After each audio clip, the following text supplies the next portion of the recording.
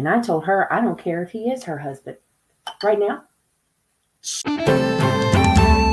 It's time to rise from the grave, pour yourself a cup, and enjoy the coffee crypt.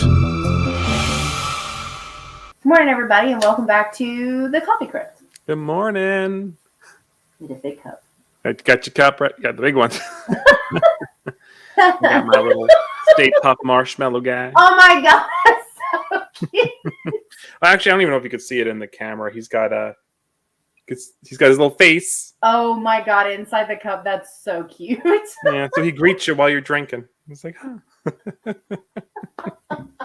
Oh, that is so cute. No, I love it. I don't remember if we got this like a standalone mug or we got this, and sometimes when we go to comic conventions, they have like mystery boxes. Oh yeah. And I think we might have gotten this guy out of Ghostbusters mystery box. That's adorable. I love it. I love how many different coffee cups you have. Yeah, I don't think I drank from this guy yet. I don't think so. I feel like I would remember. It's a thing. You know, my ever-growing collection. We have to start to like dwindle that down a little bit. But then part of me also just doesn't want to. So. You don't need to. You're an adult. You can do whatever you want. Exactly. We were gonna drink only out of coffee cups. Who needs regular glasses? That's so true. They're so overrated anymore. Yeah, at least they come with handles. That's true.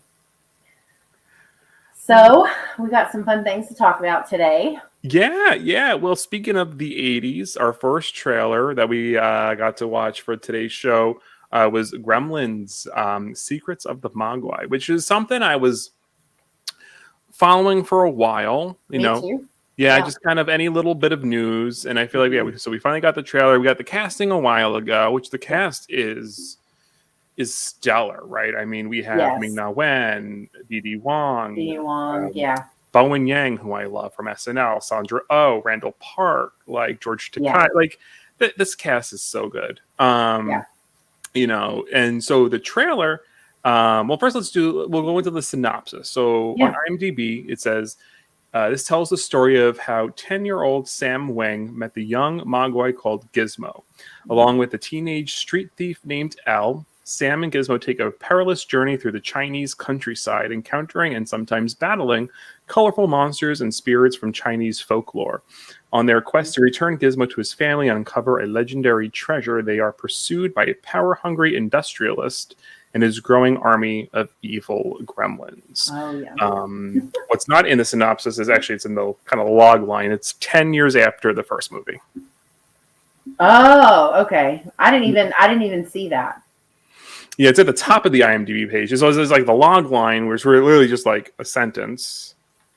Yeah. And then, actually, where did I pull this from? 10? No, actually, because now it's not even in there. I don't know where I got 10 years after. I know I literally just read it. Maybe it was on the YouTube page. Oh, maybe. Yeah. Anyway, I enjoyed the trailer. I didn't quite know what tone they were going to go for. I knew it was going to be an animated film. Yeah. I didn't know if it was going to be geared more towards older. It seems to kind of be marrying the two a little bit. Yes. Where it's trying to get a new generation of Gremlins fans in, which I'm okay with. I don't mind if the animation's a little on the sillier side. Sure. And it's hard to get full tone out of a trailer. But I enjoyed, although I did have little nitpicks, I think, with some of the lore. It seemed like, I think, with Gizmo, a gremlin got wet, and then immediately it was the evil gremlins. But they don't transform until they eat after midnight. After they eat, yeah. Right, so I don't know if it was just trailer cutting that made it look weird. Oh, maybe. I see what you're saying, yeah, versus if they actually are just going to do different, yeah. Well, that's the thing. Is like, are they literally just shortcutting the transformation in the trailer just to like, because they want to show the evil gremlins rather than showing them eating and whatever. So maybe, yeah. I don't know. That's a stupid little nitpick. I don't know. Well, not so stupid. I mean, that's like the mythos. Those are like the three rules. Part of it's the lore. Yeah, no, for sure. Unless they're changing it up a little bit, because it sounds like they're going to be diving into the overall mythology of the creatures, and so there may be rules that we don't know about from them, that were not kind of presented in the movie. But anywho, what did you think about the trailer as a whole? Yeah, I mean, I think, well, first of all, I love Gremlins, and I also love Gremlins 2. I think Gremlins 2 was so fun, and my like it's just I'm a big fan of the second one. Yeah, I definitely think this leans more towards like a family adventure Mm-hmm. like TV show. But to be fair, other than the racist parts, I don't feel like the first Gremlins was that, dark. There's like a couple things like, her random story about her dad dying that seemingly came out of nowhere. Mm-hmm. And then, like I said, some of the comments that did not age well. Oh But otherwise, like, it really wasn't a dark film. It's a little creature feature, which most cases, those aren't that heavy anyway. They're usually pretty light. And so this just, I think I knew naturally it was going to be lighter because it's animated. Mm-hmm. Not that there can't be darker things, right? But when you're talking about creatures that look like this, they're like so cute animated versus like, ugh, gross or scary or whatever. But yeah, I think it'll be cute. So my son is a big fan of Gremlins and he's 5. And so I think, will be very interested in seeing them animated. I think it's going to be something that we get to enjoy together because it's not, it didn't go in the other direction of making it more adult oriented. So it does seem to me like it's going to be like a family adventure kind of. I mean, like the scenes when they're like running through and they're like jumping on things. And I'm like, oh, I've seen so many, of his animated family things that we watch that look exactly like that. So I think I definitely think it's going to be lighter. But otherwise, I mean, I'm excited to see what they do with it. I think, given how long it's been, I think going animated was actually pretty smart. Yeah, because then you don't have to worry about if they decide to bring in an older character, and this takes place in the 10 years later, so the 90s. You can bring back characters and not have them, obviously aged. You can bring back them as voice actors. But there are ways you can kind of tie in and still incorporate, nostalgia for our sakes. Yeah. But still have kind of the cool, cute new stuff for for kids who aren't maybe as familiar. Yeah, totally agree. I do hope they find a way to sneak in some of the little dark moments. Like her Santa Claus story is so funny because it is out of place, and I love how they make fun of it in the second one. So he's like, honey, we don't have time for that. Right. I think they keep that as a running gag at like some point in the season. Someone says like some inappropriate story, like where it's just like, wow, that should not. Yeah, but I think that would be so funny. And like just like little moments, like where the old lady gets thrown out the window.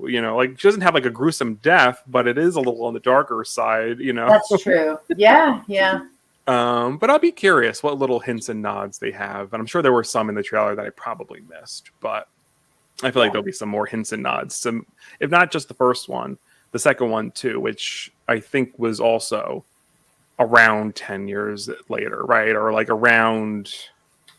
I don't remember. It's obviously later because they've moved out of the small town and they live in the city now. And there's they talk about like how long the neighbor, I forget his name, has been in therapy because he had like, all these things from being attacked and stuff. So, I mean, it's definitely several years later. I don't remember how long though, or how many. I don't know. But Gremlins is one of our favorites. Even my husband, who's not a horror movie person, loves it. And and it's one of our mainstay Christmas movies. Yeah. No, I'm a big fan of Gremlins. I'm excited for this. I think it'll be really cute. Yeah. So that is, when does that come out in? That is I'm trying to look for the release, May 23rd. So soon. Well, about a month and a I didn't even realize it was like that soon. Yeah. So it's going to be a summer series. I don't think it's going to be all bingeable.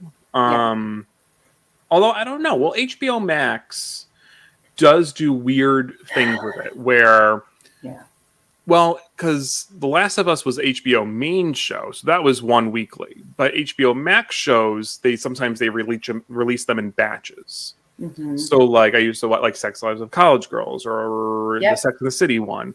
Like, they would come out at like maybe like 2 at a time, 3 at a time. Yeah. So you would at least get a little bit more of a story each week. Yeah. But I think, and then HBO's changing again, so I don't know if that's going to matter. Just Max, because HBO was the problem. I don't know. They just switched it too because was it like 2 or 3 years ago? There was HBO Go, and then they got rid of Go and they made it just HBO Max. Yes, because Go was the streaming version of the main channel. Max was going to have its originals because I don't think Go had its own. No, show. And then it was like it just put one into the other and made it HBO Max. Right. Yeah. And now they're doing a whole thing where it's tiers. You can get HBO Max with commercials, without commercials, but if you get the channel, because I use my mom's login, so because she has it on her cable provider, so won't bother me none. Yeah, I have it through. I don't know. So one of my TVs, I think, is logged into our old HBO account when we canceled our Comcast and stuff and we split up houses. And then I think, and I might be wrong, I think I'm logged into Tasha's on my one upstairs. Because whenever it comes up, it always has T and like Tasha, and then it's got my profile. And I always thought, I was like, I don't even remember logging into that. But anyway, so I don't know. I will have it either way, I guess. Then she's all confused because her watch history is all thrown off. Well, there's 2 different profiles, but I was just trying to think, like, I must have gotten it from her at some point. That's funny. Because I think I gave her my Shudder, or I don't know, I don't know. Yeah, with friends and family, we just, you share that everybody's got everybody's stuff, and but you're trying to crack down on, but I'm like, really? Don't do that. Leave it alone. Leave it alone.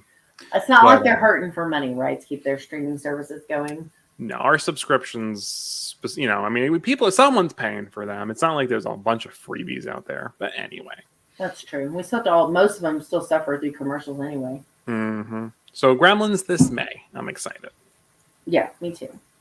So our next trailer that we literally just came out like a few days ago is The Last Voyage of the Demeter. So this comes out August 11th, which feels really far away, but I guess it's technically not. And the short little synopsis, it's not actually short, it's kind of long. Based on a single chapter, The Captain's Log from Bram Stoker's classic Dracula, the story is set aboard the Russian schooner Demeter, which was chartered to carry private cargo. The film will detail the strange events that befell the doomed crew as they attempt to survive the ocean voyage, stalked each night by terrifying presence on board the ship. When it finally arrived in the Whitby Harbor, it was derelict and there was no trace of the crew. So that's what the film is going to cover. So I had like I probably talked about this before. I had like a huge vampire phase. I think most girls do. And like a long time ago. And I was like really, really into vampires. And so I've read Dracula. I've seen all the Dracula movies from like the OGs to like, the more modern stuff with like, Gary Oldman and that kind of stuff. But I watched a couple years ago, and I'm bringing this up because it reminds me so much of where they're going with this. Netflix did a 3-episode special called Dracula. Right. Yeah, and one of the episodes, I think it was just one of them. I think it was like the second one. I can't remember exactly. It's been a few years since I've seen it. But where it focuses on the travel on the ship. And so immediately going into this trailer, that's all I could think about was how similar it looked to that and how it gave me the same feelings and all of those kind of things. So with it being that that's the only point of the film and not like it was in the series where we get all the other story, the before and the afters and all that, I'm really curious how this looks great. I'm excited about the premise, but I was kind of wondering how I'm going to be kept engaged the entire film with only one set location. That's really like my only concern, but otherwise I think it looks really good. I'm excited to see what they do with it. Oh yeah. No, it looks, I love horror that gives you that claustrophobic feel, like only being on the ship. Or like in Poltergeist, it's mostly the house or the apartment building. Yeah. I love like kind of claustrophobic kind of movies. Yeah. I love the style, the actors in it from Game of Thrones. Is it Davros? So the main guy that's kind of doing the voiceover, he's from Game of Thrones. Okay. Isn't everyone from Game of Thrones? Everyone's right. Everyone is British. Game of Thrones. But and then it's David Dastmalchian. He is in like the Ant-Man movie, Suicide Squad, but he's done some other stuff too. I'm excited for the cast. It looks great. It looks tense. I wonder how fast they get onto the ship because there's clearly some stuff like on the fort. So I don't know if it might help you a little bit with the feeling like it's a little just being on the ship, but a little build up beforehand. Yeah. It also depends on how long the movie is, right? If it's a tight 90 minutes to 100 minutes, that's not so bad. It won't be as bad. But if it's a 2.5 hour movie, 2.5 hour movie, probably not so much. But I'm excited. I'm not as engrossed in the Dracula mythology as you probably are. I mean, like I've seen like Bram Stoker's, I've read the book, I've seen the classics, but it's so I don't have too much to compare it to, but but I'm excited. I do love vampire stuff. And just like it just looks beautiful too. Like it just like the production design. It's like it's just so.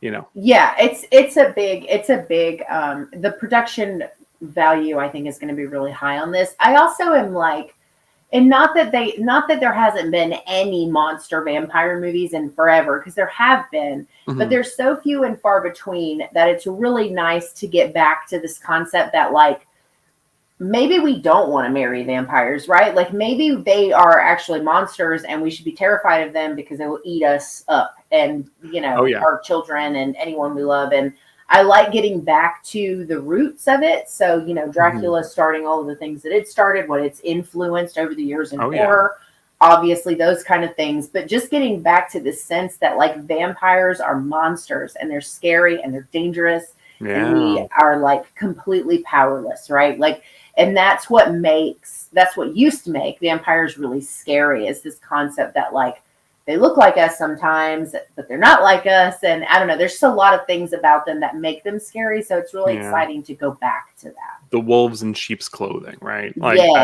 no, exactly. So and we're getting the new Salem slot. So I think we're getting back on that scary vampire track, so that would be exciting. But other than that, I don't know if I have much more to say. I'm definitely in, probably if I could see it the weekend it comes out, I will. Sure. I don't think it's a movie I want to wait till streaming for. I think it's something I want to be able to see the ship on the big screen and. Yeah, maybe. I haven't fully decided one way or the other yet, but maybe. It has nothing to do with Titanic at all, but it's giving me because I want to see a big boat on the screen. I think it's giving me that kind of vibe. I want to feel the scale of it. Yeah, no, I get that. I get that. Yeah. So. But so this next trailer I'm really excited to talk about is, Talk to Me, which is A24's first possession film. Yes. I know how you feel about A24, but you also know how I feel about possession films. I know. And if the trailer doesn't feel like your typical A24 movie at all. It does not. I totally agree. It does not. The synopsis for it is when a group of friends discover how to conjure spirits using an embalmed hand, they become hooked on the new thrill until one of them goes too far and opens the door to the spirit world, forcing them to choose who to trust, the dead or the living. Just the mechanic alone of holding this severed embalmed hand is so unique and cool.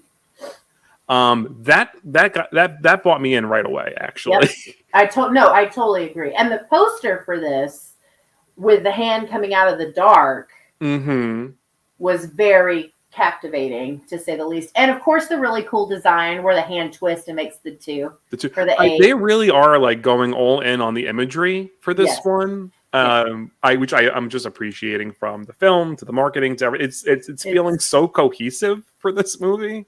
Yeah. But from the trailer itself, how did you feel about the vibe, the potential scares, the overall feel? So one thing I love because and I'm sure this is something you and I have talked about before is, one of the worst things they can do for horror trailers is show us too many scares. And I think that this trailer feels really smart in the sense that like, I don't feel like we got too much of the scares. We got the stuff that we got was more story clips with a couple of things here or there. But there's that one scene where she's like looking in the dark and there's obviously something there, right? But we don't get to see that scare come to fruition, which I loved because I want to save that stuff for the experience because so many times they show all of it and then you go in the movie, you're like, well, I've already seen everything that I could have wanted to see. But no, I think this has a lot of potential. I love possession films. Anything about possession, religion, anything like that. I'm like in. And so, and this is, like you said, a really unique concept, not just because of the hand, but because of the unique nature that people are willing to open these doors. This isn't a simple Ouija board joke or a simple haunting, like, where it starts out as a haunting and becomes something else. It's not a haunted object like a wardrobe. Like this is really unique in a lot of different ways. And I'm like, dare I say, like, I'm actually really excited about this one. I'm hoping they're going to get into more like normal horror and away from all the weird like statement stuff they attempt to do, because all of that stuff gets totally lost on me and I end up not liking so many of their horror movies. But the last religious horror movie that A24 did that I saw that I not only liked but I loved was Saint Maud. And the themes in that were so on point. And so that gives me a lot of hope for this as well. So I think this has a lot of potential to be really, really, really good. Absolutely. And just like you said, like not it being a classic haunting, it almost feels like a variation on the classic parlor seance. Right, because you got a group of, it's like a group of friends around a table, and it's just because when you have so many people involved, you just have so many kind of different dynamics. I'm in. I am in. That is a opening weekend movie for me if I can. Again, I think with a caveat if I can. I think if I could make it work, that would probably be one that I would want to see pretty quickly as well. I think it looks good. I mean, it's I don't know. And I don't think I knew anybody that's in it, which I'm not mad about. I was trying to look up some people. They had been in things that I had seen, but like either small roles, extras, or whatever it is. I'm sure they have done stuff, but So I think like I like that too because I'm tired of seeing the same people and everything. I really love that it's going to be people I'm not familiar with. So. Oh, but actually, I do recognize, now that I'm on the IMDb, Miranda Otto, who is Aunt Zelda from the new Sabrina. Not the original Aunt Zelda, the Chilling Adventures Zelda. Was she in that in the trailer? I don't think she was in the trailer. But I was going to say, I feel like I would remember that. Okay, so she wasn't in the trailer. Okay.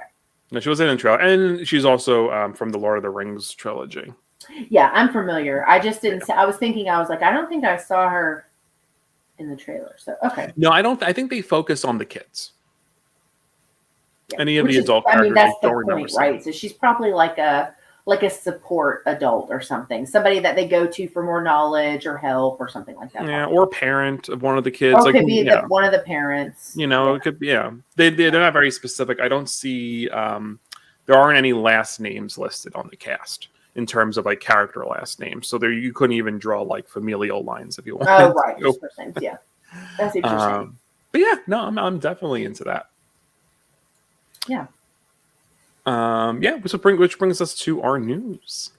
Yeah, so I don't know really how I feel about this one yet. I'm gonna let it sit for a little bit longer, but there was news that there's going to be the Conjuring, I guess world franchise, whatever, series on HBO or Max. I don't know if it's Max or I don't know either. I think it just says. I was going to see. I think it says HBO Max, so I guess it'll be. So it's going to be okay. So there's not like a ton of information. All it says right now is that it's just going to be in the same universe as The Conjuring, which could mean any plethora of things.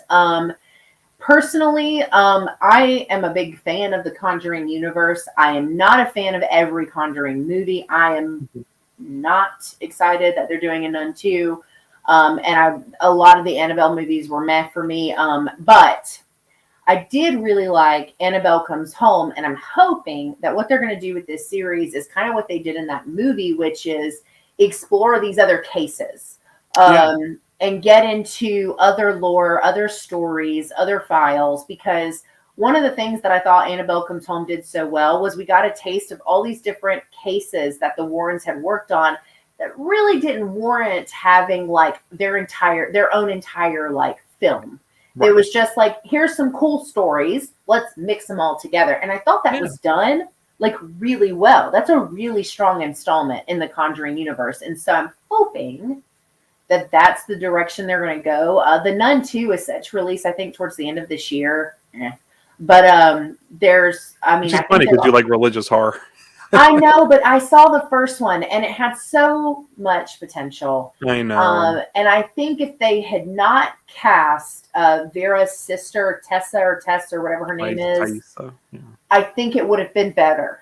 But she is not, in my opinion, a good actress by any stretch of the imagination. And so every scene with her, I wanted to gouge my eyes out. Like, I hated it so much. And I didn't like her in American Horror Story either. Even as a dumb teenager, she got on my nerves, like as like an actress. So that ruined it for me. I think the connection in the original Nun movie back to the Conjuring movie, I think was really, really smart with the guy that ends up being possessed, and he's the one that, you know, Lorraine sees her Ed's death in his eyes and all that stuff, and it goes full circle. I thought that was really cool. But she was a huge weakness, in my opinion, to be our main character. And I hated it. Just ruined the whole damn thing. So I'm hoping that I'll probably will see the second one, but not until it's free. Is she in it? I don't know. I'm not sure. That's the thing, is like, I don't know, like, because you know what, the funny thing is with this universe is that you can get a crappy first one, but then you can get a knockout sequel, right? Look at Annabelle, right? You're dead on. You're dead on. So, I mean, who knows? Never know. Because we may be getting the Nun 2, maybe going back to Lorraine's connection to Valak, and like, I don't know what direction it's going to go in, but my hope for the show is that it does more of an anthology take on like the different cases. That's my guess. That would make me really happy, I think. Yeah. Absolutely. I think that would be my guess too. I think they really, like you said, Annabelle Comes Home is so fun. Not every haunting, like you said, warrants a 2-hour movie. So I think the anthology thing, you know, you call the show something like the Warren Files, the Warren Cases, something like that. And you can either go in, you know, they don't have to be in every episode. I could see something where like maybe they're in the premiere or they're in the finale, and like maybe they show up, you know, sporadically through the show. Sure. Or the daughter is actually the lead. Judith, you know, and maybe she picks up the mantle from her parents, and there's so many things that they could do. It does have a lot of potential. Yeah. I love horror anthologies anyway. Oh my God, me too. Creep show to slasher to like, you know, over American Horror Story. But I used to be into that show. I used to be into that too. I totally understand. Yeah. No, I have a weakness for horror anthologies in book form and show and movie form. Like, I'm here for it. So yeah. Well, you're pretty synonymous with anthologies at this point now. Am I? Well, you will be getting there. I mean, you're starting to track. Yeah. I don't know. I did a walking person with my fingers. I don't know. It's the talk. That is universal for track.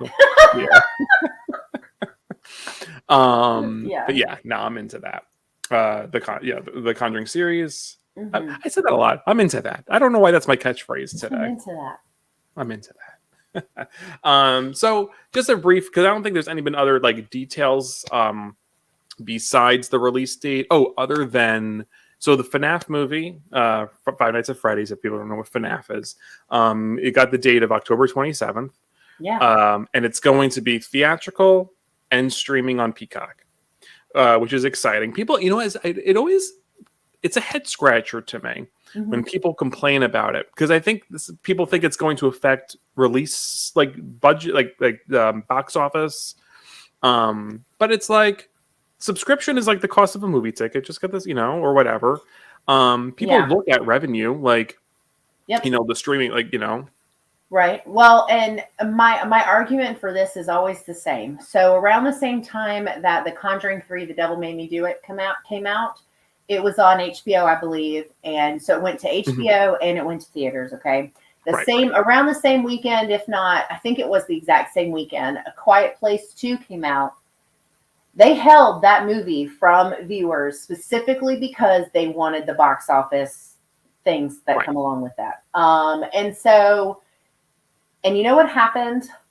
The Devil Made Me Do It slaughtered it in the box office, which to me tells, and I realize they're different movies. I'm not arguing that. But to me, what that says is it does not make a difference if it goes to streaming. The people who want to see it in theaters are still going to go pay to see it in theaters. All this does is give access to people who cannot go to the theater all the time, access to see things that they love and are excited about sooner. And so, I don't understand the complaining. Yeah, it's silly to me. And the big thing too is because it's also coming up against Saw. Saw 10. Saw 10. So I'll be very curious, because we're kind of, like you said, getting in a situation where it's Conjuring versus what was the other one? Quiet Place 2. Quiet Place 2, right? So we're kind of getting another head-to-head horror matchup in October. So I'll be very curious. But you know what it is? What's interesting with the FNAF movie is, with it, you also get a lot of younger fans too, right? Because I know so many kids who play the game. So you're gonna get like a lot of it. I'm gonna be really curious because I feel like Saw's legacy isn't as strong with the younger generation. No, it's definitely older fans. Yeah, because the height of it was the 2000s. Yeah, no, you're right. Most of the FNAF fans weren't alive then.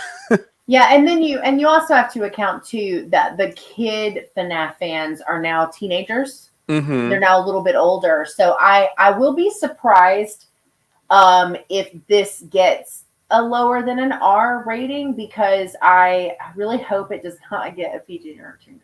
But if it does, you know what? That's fine. I'll still watch it. I don't know, because the games aren't a hard R. No, they're not. But this has the potential to be really like kind of over the top as far as like gore and stuff goes. True. And language, I would say too, especially considering that Matthew Lillard is in it. So I would be curious because we don't know yet what they're going to rate this, right? They haven't released anything about the rating. But I can see a world where they pull a Megan and it theatrically is PG-13, streaming is R. I would be fine with that too. I just think that when I'm thinking animatronic, like horror, I want the gore. That's what I'm looking for. Like, and I realize that's not what the game is based. Like, the game is not based off of that, sure. But if you did a movie strictly based off how the game was played, it wouldn't be very exciting. Because be like, look at that camera. Look at this. Yeah, camera. I know. Like, it would be very dull. So that's what I'm hoping for. But yeah, I mean, a lot of the kids who played FNAF originally, or who got into it as the game was still at its peak and we were still getting sequels and stuff, they're a little bit older now, so they're going to be, I think more invested in going to see this. They're in that 17, 18 range where they could go to and handle an R-rated movie. So 100%. Yeah, so it'll be interesting to see. Yeah. I'm seeing it regardless. It might be It might be a Peacock movie for me because I'm trying to think. I do want to see Saw out of curiosity because I feel like I'm all in theaters. So it's like I still have to see it. I'm very curious because I saw what was the spin-off one? Not Jigsaw. Spiral, which was fine. That was my least favorite, but that's why I said it's fine. Like it's like what happens with most franchises. You get to like the 15th movie, and like inevitably they start getting kind of bad. But the Saw movies to me started getting kind of bad around like 4 and 5. But I love the franchise regardless. I own, and I'm not into physical media. I own every single one of them except Spiral. That's the only one I don't own. I probably won't, full disclosure, but I'm a big fan of the franchise. So I'm like, very curious how this is going to go. Right, because they're calling it the 10th one. So, yeah. Well, I know this wasn't a Saw article, 10. but we'll see. Saw came yeah, out. But the FNAF thing, I think my biggest concern with this is how fast we got a release date, considering they just started filming it. It's a movie that doesn't take place really outside of probably the, Freddy's Pizzeria. Mm-hmm. Yeah. Is it called Freddy's? Am I being stupid? It's Freddy Fazbear's Pizza. Freddy Fazbear's Pizza. Yeah. There you go. Spitting out facts. Nerd. Yeah. So I feel like it's probably easy to film in the sense of like location. It's not easy because horror movies are not easy to make. Nothing is easy to make. That's fair. Yeah. That's fair. Yeah. 30-second commercials are hard to make. That's true. No, you're right. Yeah. So props, but I'd be curious. But fast turnarounds happen. I mean, Scream 6 was a fast turnaround. Scream 2 was a fast turnaround. I don't think what yearly movies, because there were Saw was a yearly movie. Yes, but the story of Saw though was written up to like 8 before they ever filmed the first movie. Oh, that's interesting. So there was prep work before it became a film. But the other thing that concerns me is this, and this is the new trend with, like, they're doing this with The Strangers and they're doing this with The Exorcist, where it's like, we haven't even made the first movie, so we should definitely do 3. And I've already voiced my opinion, so I won't go down that rabbit hole. But then on top of a fast turnaround it just makes me a little nervous. I'm not saying it changes my excitement or that I want to see it, because it doesn't, but it does make me a little nervous. Totally understand that. Yeah. All right. What's the next on our agenda? So next, unless I mix up my tabs, is the 56 Days James Wan TV series that I believe is also HBO. No, Amazon. Sorry, Amazon. Amazon, yeah. So this is originally, and I didn't know this until reading more into it. This was originally a novel by Catherine Ryan Howard. And so it sounds like it's going to be, I'll read the little like synopsis. It follows 2 young professionals striking out on their own in a new city who are entangled quickly in a charged relationship that leads to a powerful intimacy that is soon cracked open by their secrets and to murder. So it sounds more like slasher thriller kind of energy, as opposed to his typical haunting things or some of the other stuff that he's done. It is a psychological thriller, intense erotic romance is how it's described. Okay. Probably not a PG-13, right? No, this will be an R series. This will be TVMA or whatever the rating would be. Yeah. So I know a lot of people were not fans of Malignant, but I really love that James Wan is like getting out of his little box that we want to put him in as horror fans. Like, I love that he's doing more projects. He's doing things outside of just the same stuff over and over again. And I really liked Malignant. I think it was very ambitious, but I thought it was fun. I appreciated it for what it was. And I'm excited to check this out too. I like thrillers. I like psychological stuff. So, I think it could be, just something that I think he's going to probably excel at, because I think he's great. I really like, I think most things that he's done, but just a little different than the normal, like, ghosty horror stuff that we're used to. So. Oh yeah, I'm curious. I have never heard of the book. No, me neither. I'm debating if I want to get into the book before the show. I don't know if I want to set those expectations. That's hard, right? Like, yeah. Because it's curious. It's like you don't know if like you want to prepare in that sense, but then really, what are you preparing for? It's not like you're sitting down to watch Rings of Power. Like it's true.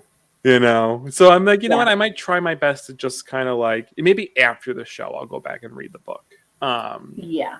Because I don't think it would be fair to James Wan and the crew just to be like, to go in with the, the filter. But then again, I do want to give Catherine Howard her due. If the story is good, I don't want to completely ignore the source material either. Yeah, and it's like it can go either way because there are plenty of people who are no matter what they see, it's the book is better, and I'm not really like that. I don't really fall into that category because most of the time I haven't read the book, but I have gone back and read books after seeing movies, and I have seen movies I did not like that made me go back and read the books, and they were better. Like, and I've actually heard this a lot with Knock at the Cabin. People were like not big fans of the movie, but they're big fans of the book because it's Paul Tremblay is the one who wrote the book.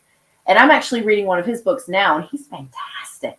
And so I was like, everybody's mad about this movie. I can't imagine anything of his not being, but it all translates differently. It's handled differently in film. So yeah, I'm going to be curious to see. I'll probably see it. I would probably watch it first and then go back to the book. Yeah, it's so funny you bring that up, the M. Night Shyamalan movie, because my friend literally was yesterday or the day before, it was like texting me and said like, I hated the movie, but I loved the story, like the book. So a lot of people, I've heard a lot of people say that. Yeah. So you know, and now we've kind of turned the Shyamalan into a verb. He Shyamalaned the story. And yeah. So I might have to go back and read the book because I liked where it was heading. I didn't like how it ended. The ending is the problem. And I think from what I've heard, the book does not end exactly the same way. I think it's a little bit different from what I've heard.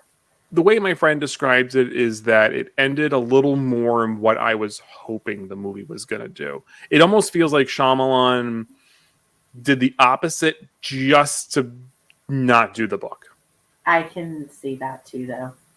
It sounds like that's what happened. And like, I don't think that's, because he didn't create the story. I don't feel like you could. It doesn't mean it's going to be a natural ending to the story. But anywho. Yeah, no, I know what you're saying. Yeah. But this I'm excited for. James Wan, he's one of the. He's earned his. He's in the Mount Rushmore of horror for me. I totally agree. He's up there for anything he does. I'm there front row. Yeah, no, I totally agree. Yeah. Up next we have. So I want to preface this news story with a little bit of the Scream 6 discourse. Because people are kind of concerned that Radio Silence is going to be dropping the ball on Scream 7 if there is one. Mm-hmm. They haven't really been talking about it. There hasn't been any news that there'll be a new one. They've kind of been very coy and whatever, and then this news comes out that Radio Silence is going to be tackling a Universal monster movie, with the added article or the added news that Melissa Barrera will be joining. So the reason why I bring up Scream 7, the potential Scream 7, is that I think this kind of tells us that all that can still happen, because it seems like they as a team are going to be doing this other project and then maybe going back, so that's why I prefaced it with the Scream one. But I'm excited for it. I like Melissa Barrera. She's really, I've seen her in, more than just Scream. I mean, she was great in The Heights. I saw her in this Tubi original called Bed Rest, which was like a pregnancy. I remember you talking about that one. Yeah, her performance in that was so good.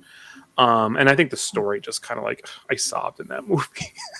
It sounds like it would be it does sound like it would be an emotional one. Yeah, I mean, especially if you're a parent, I think that's a movie that like can really get you. But her performance in that was just so magnetic, and I'm like bummed. Like, I don't want to like I don't mean this to crap on Tubi. Like, I kind of wish it wasn't just a Tubi movie, because I don't think not everyone's going to check it out or realize it's out. Because it's on Tubi? Because it's on Tubi. A lot of people still don't even know what Tubi is.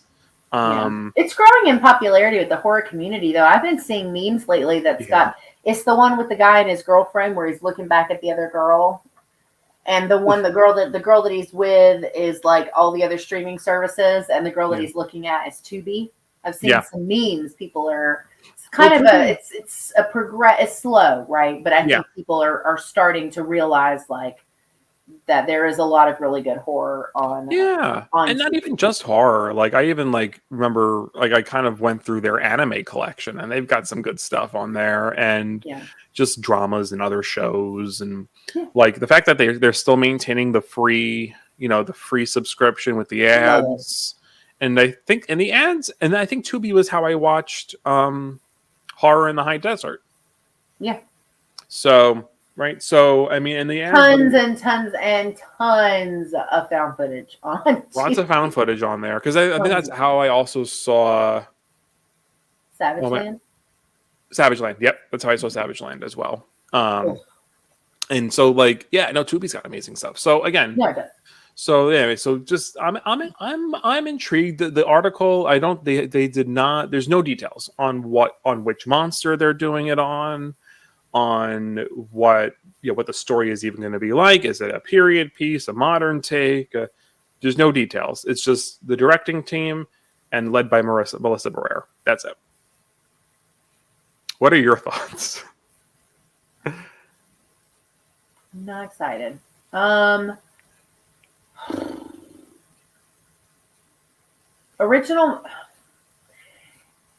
OG Universal monsters are they're like gods, and they're so influential and they're so important to me, for like they're there. But I think that like I'm gonna be totally honest and say that there's not anybody I would trust to touch those. And that's the truth. Like there's not a single person in horror, director, production company, writer, actor, actress, nobody that I would trust to do them. I have only seen her as Sam, and as you know, I'm not a fan.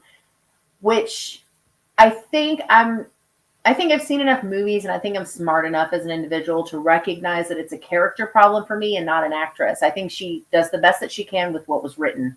But I think that, I don't know, I think this is something that like, whenever we get more news about this and it comes to reality, like I'm going to really struggle with wanting to be like, to experience it, because they're just, they're so important to me. And I don't know. What did you think? I'm curious. What did you think about Invisible Man by Lee Whannell? The one with Elizabeth Moss. Yeah. Elizabeth Moss. Is that right? Elizabeth Moss? Yeah. I haven't seen it. It's good. I mean, I know. I've also seen I have seen the Kevin Bacon one. Okay. Yes. And I hated it. That's fair. I mean, that's fair. The other thing too is like, the Invisible Man as a character he wasn't a great human being, but I think that like, I don't know. He's not one of my favorites. I'm not super connected to him. But like when you go Wolfman, when you go Dracula, anything creature or Frankenstein, you can't touch those. Those are on this whole other, they're untouchable. And so like those are the two that I would probably be the hardest on. Frankenstein is like my favorite everything. I don't know. So, and The Creature from the Black Lagoon is such a beautiful, oh God. No, okay, so I haven't watched it yet. It's been on my TBW for like forever. But Del Toro did The Shape of Water, which is his take on Creature from the Black Lagoon. That's somebody I would trust with Universal Monsters. I would trust him because he did this interview and he tells this story about, this is before he did Shape of Water. Or it might have been like when it was about to come to be or whatever. But he tells this beautiful story about being a child and going to see Creature from the Black Lagoon in the theater. And he talks about how different scenes from that film, even as a child, have always resonated with him. And it created such a love. I mean, that's the movie that made him what he is in the world of monsters on the screen. Like, that's the movie. So like it's their influential impact on like all kinds of creators and stuff is like bar none. So, I don't know. It's hard for me because like I'm so connected to them and I love them all so much. So I guess, I don't know. I haven't seen the new Invisible Man. I know it's like, and I have like a hard time watching stuff about domestic violence in general. It's a little rough for me to sit through. So yeah, I don't know, but I haven't seen that one yet. Yeah, I mean, I enjoyed it. Well, that's the thing with like the Universal monster movies. I mean, there are so many versions of of the story, and they've been remade and reimagined, and they've They've met the Scooby Gang. They've met Abbott and Costello. Oh, I love the Abbott and Costello ones. You know what I mean? Like, there's, they've been through so many iterations. I'm always just open to think, that's, I mean, they're important to you. And I think that's, I think we all have that thing that is like our nearest and dear. And it is hard to see that go through a new iteration, or someone who maybe we're not super trusting in working on it. But I mean, that's the thing. It's hard. It's hard to have too much of an opinion because we don't. We don't know any details about it. It's just Universal Monster, which could be any of them. And we know the team, which, I mean, I like Radio Silence, but I'm curious. I mean, I imagine it's going to be more of an Invisible Man situation. Like, I see them doing a modern take. I don't see them doing a period piece, although Ready or Not has an old classic aesthetic. It does. So because of the location and they could nail something in like the 1800s, 1700s, whatever, pretty well. Yeah. 17. No, they're all mostly 1800s, right? Most of the Universal Monster movies, right? It's all usually like 18 whatever. Right? Yeah. So, except Black Lagoon. That I think that took place much later, right? Oh, yeah, that's 19. Yeah. Right. So it depends, but like something like a Dracula or a Wolfman or something. The majority of them are older. But yeah, I'm optimistic. I like them as a team. I don't, but that's the thing is it all Radio Silence? Is it just going to be the directors? Are the writers in on it too? It's a lot. Yeah, there's a lot that's going to go into trust. Yeah. No, I know what you mean. But yeah, no, I'm optimistic. It may not be an opening night kind of movie for me. It may be a wait to streaming. I think that will usually get decided by the trailer. Yeah. I agree. All right. And now we got one more story. Yes. So, and I know a lot of people know who this is already, but I'm not as familiar from the writing side of things, but there is going to be a new 8 installment comic series by Garth Ennis called The Ribbon Queen. So my introduction to him is from Crossed. Oh, okay. How do you sum this up so that you also warn people how bad it is? This is a very, very, very, very, very, very, very violent, gruesome, over-the-top body horror series.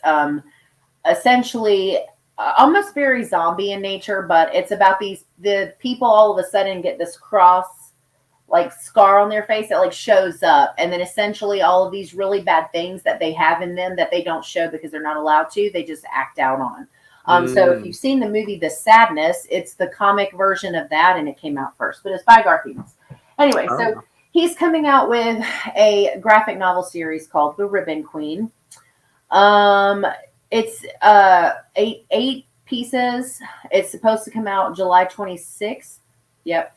And then I was going to read the synopsis for it, the imagery. So it'll be released monthly, probably, right? If it's going to be 8 issues, and then eventually it's 8. Yeah, so it doesn't really debuting the 26 8-issue series. It doesn't actually. Oh yeah, issue 1 will be available July 26th. Yeah, so then issue 1. So the following issues will probably I gotcha.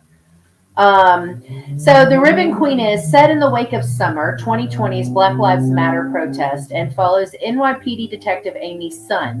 Detective Sun is working a grisly murder case when she discovers a unit within the department that is rotten to the core and something even more terrifying that hunts them. Each time Amy narrows in on the corrupt cops around her, she discovers them literally unraveled and torn to ribbons.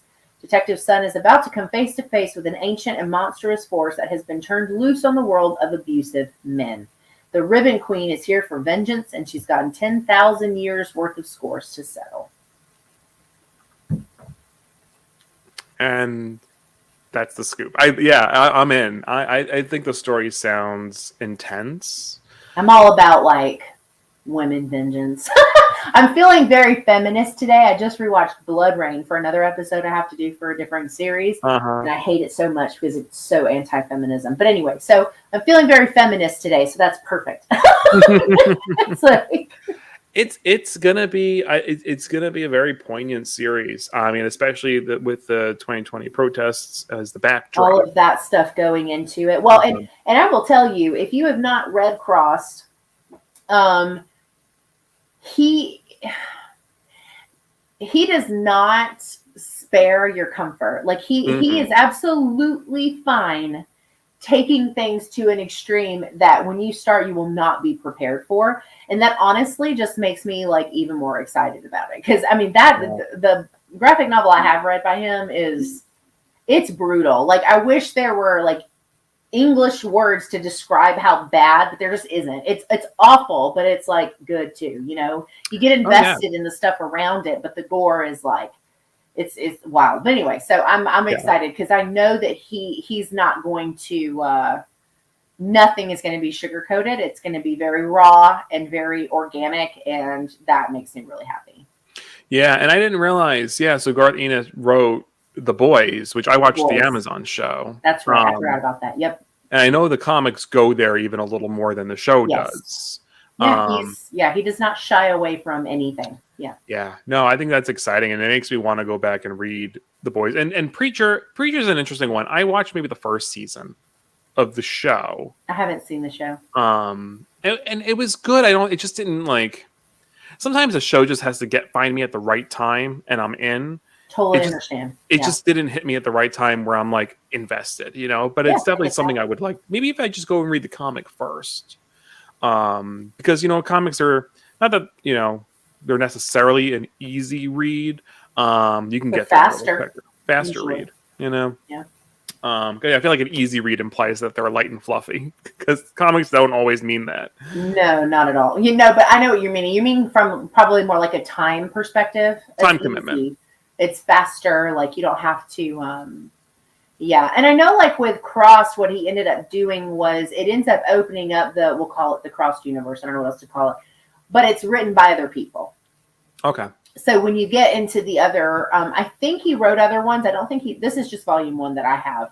I'm pretty sure he wrote other ones, but it does get to a point where he's no longer the main, and then it ends up being other people. And then there's so he was like the story runner for a while, right? And then it switches, which is not uncommon in the graphic novel world. Common. That's not uncommon. So, but with this one, I did read too that this was something. It was an idea he had as a child that he then adapted to a more modern climate and decided to finally, commit and do it. So that's cool. That's cool. So that would be, so first entry will be July 26th. So I really like him. I don't know who's going to be doing the art. I don't think it said. Is he primarily just a writer? I think he does. I don't know. I'm just going to look. Oh, it is artist Jason Burrows. Oh, that's who did Crossed. Okay, so it's the same kind of duo. It's the same team. Okay, yeah. So he's the storyteller, and Jason does the art. Okay, that makes me even more excited. Right, he did Cross, and he did Moon Knight artwork too. That's cool. Yeah, so he that makes me even more excited. Yeah, so I'm really excited. I think it's going to be awesome. I kind of forget that like horror comics and things are like, I know they're a thing, but I get so used to like supporting indie authors and indie horror. I don't really think about it. So this will kind of put me back in the, Yeah. I remember a horror series. I think it was by Robert Kirkman who did The Walking Dead? It might have been called Witch Doctor.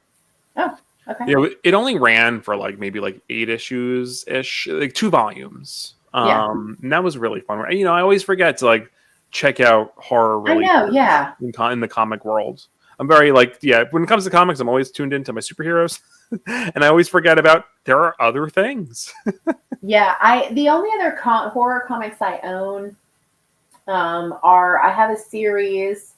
I'm totally spacing on who made them, but they're called Damn Children, Those Damn Children or something. But it's similar. It's like a, kind of a post-apocalyptic situation where all the children in this small town are suddenly little flesh-eating ghouls.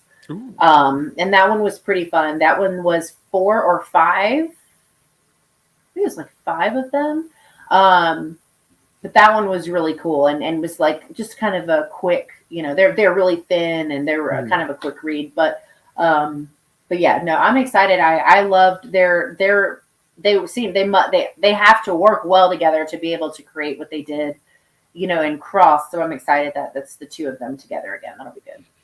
Awesome. And so that is July 26th. So it'll be a nice horror summer read. Yes. Yeah. Okay. So that brings us to recommendations and shout outs. Mm-hmm. Who you shouting out today? So I just got a package yesterday. And I posted this on my Instagram. The account, it's an Instagram account.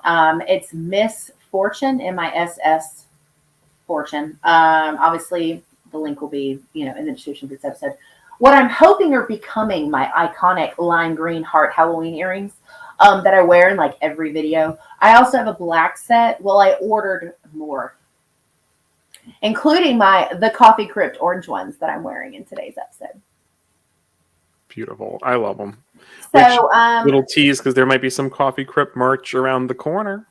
Yeah. Fingers.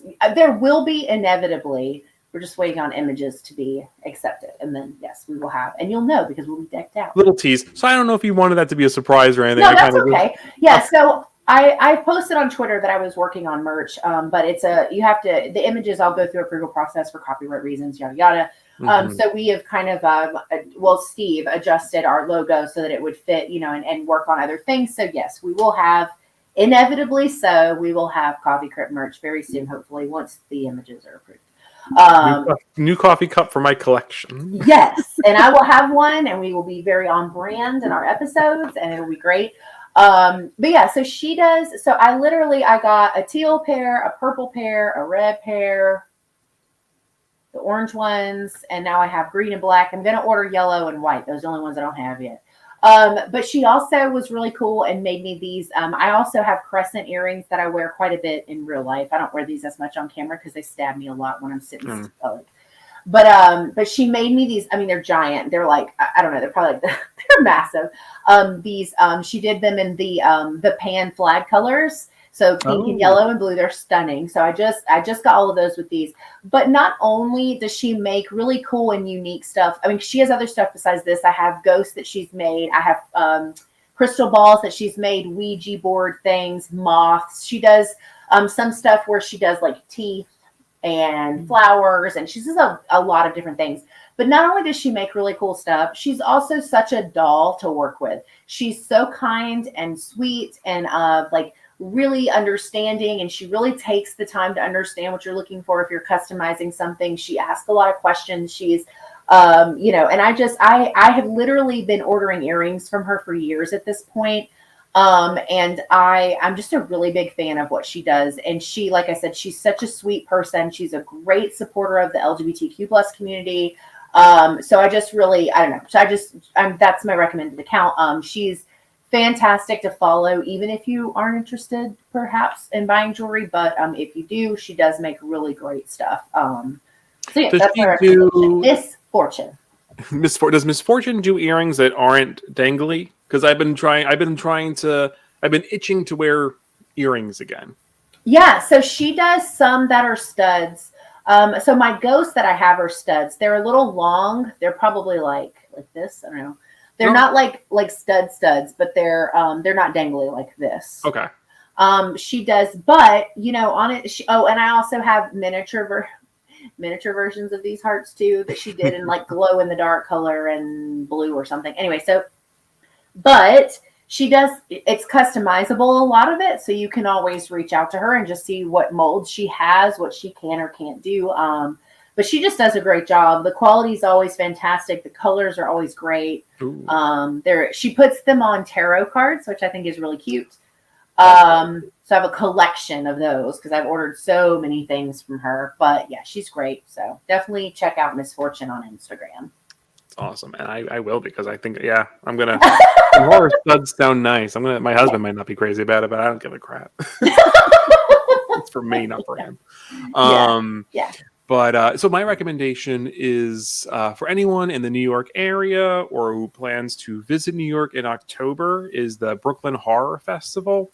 I went last year, and I had an absolute blast. I got to see, VHS 94 early.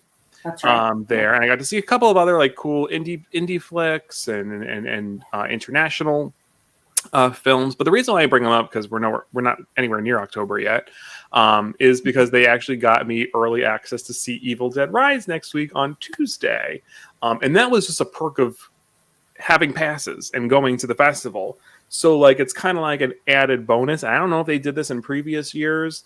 But I'm just shouting them out just because, they put together an awesome festival. Yeah. They're a great team, very just communicative. They're very organized.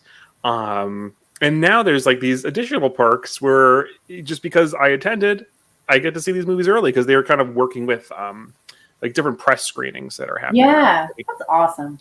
So so I just want to encourage people to go. So support. The team putting the festival together. You're supporting independent films, supporting horror in general. The local theaters that they go to aren't big chains, so you're supporting local theaters. Yeah. And there's just so much, and you get these perks along the way. So I think passes are actually up on sale now. So for any New Yorkers out there or in the area, because you don't have to just be a New Yorker to get up. I mean, traffic may be a pain in the butt, but totally. So that's my recommendation. Because who knows? I'm sure, fingers crossed for maybe they'll get some good screeners for next year too. But so that's my recommendation. Cool. That's so exciting that you get to go see it early. I'm so excited for you. I'll give you my general reaction. I obviously no spoilers or anything. Yes. But I will let you know general reactions if there's a post-credit scene, if there's not a post-credit scene, because I will keep an eye out for that as well. Yeah. Because 2013 did have one, so I'm very curious if they're going to have it. Yeah. Yeah. So. Yeah. Because I won't be seeing this one until the weekend after it's been out. Okay. Because it comes out next weekend. I'll have my son though, so it'll be the weekend after that when I can go. Okay. So probably maybe by the time maybe we'll be right before we record our next episode. Yeah. Or right after. So we may or may not be able to talk about it on the show. Yeah. Well, either way, we'll talk about it as friends. I mean, without a doubt. Yeah. So, cool. Yeah. Well, I think that's it for this episode of the Coffee Crypt. We'll keep you updated on the merch front. I'm actually going to check probably as soon as we end the call because the reviewing process for these images is it takes so long. I'm sure they get a lot of requests too, and I don't know how automated a lot of it is. And don't get me wrong, totally respect the process, understand the copyright side of it. You don't want people making money off other people's art. Totally get that. But I'm just excited, because I have 6 designs uploaded and 3 of them have been approved and I'm waiting on 3 more and I don't want to put everything out there until they're all done. Until the whole store is ready. Yeah. Yeah. And the Coffee Crypt is one of the other ones. And then I've got 2 other designs that I'm working on that I haven't finalized, but I'll launch everything else first and then put this out there. But I'm very excited at the very least for us to have stuff with our logo on it. I mean, I want other people to have it too, but I'm really excited for us to have it. The full uniform. It's going to be a shirt, coffee hat, cup. They have phone cases you could do if you select that option. They got stuff for your kid. They got onesies, T-shirts. I mean, you just pick whatever you want to put it on. My son will be rocking a Coffee Crypt onesie. That's perfect. So we'll keep you updated on that. Hopefully we'll have some soon. Hope you guys have a great rest of your Sunday. Enjoy your week coming up. And Steve and I will see you in the next episode of the Coffee Crypt. Bye now.